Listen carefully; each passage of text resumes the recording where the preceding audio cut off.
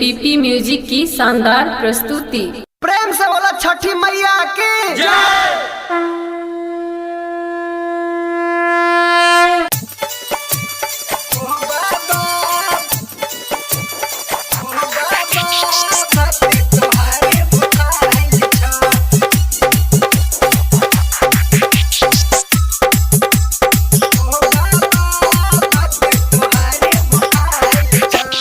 ठंडी महीना बाबा भक्त कठुआल छ भर छाती पानी में नारियल के ठर छ आपन दरस दिखाई दहो बाबा आपन दरस दिखाई द हो बाबा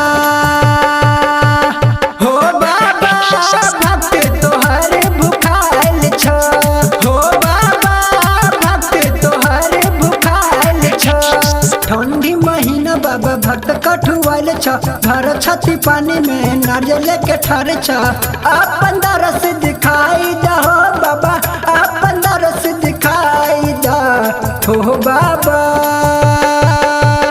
हो बाबा भक्त तोहार भुखाइल छ हो बाबा भक्त तोहार भुखाइल छ।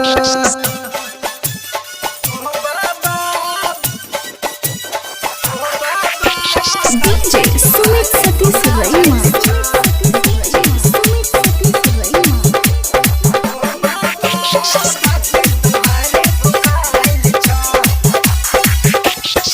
दस दिन पहले बालक सब मिल घाट खूबे बनौने छ गाय के गोबर से घाट के निपक केला गाछ से सजौने छ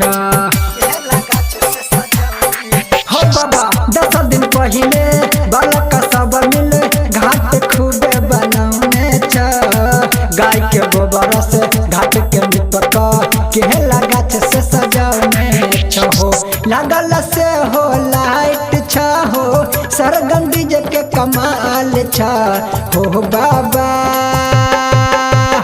हो बाबा भक्त तोहार भुखाइल छ हो बाबा भक्त तोहार भुखाइल छ।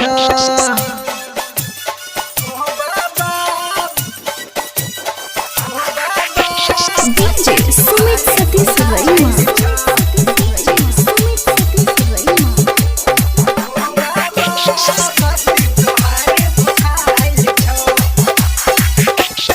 छोटा की चाची ठकुआ बनाबै भाभी बनाबै छै भुसबा हो सिंगर मुकेश भजन गाबै पूरा कदह ओकर इच्छा हो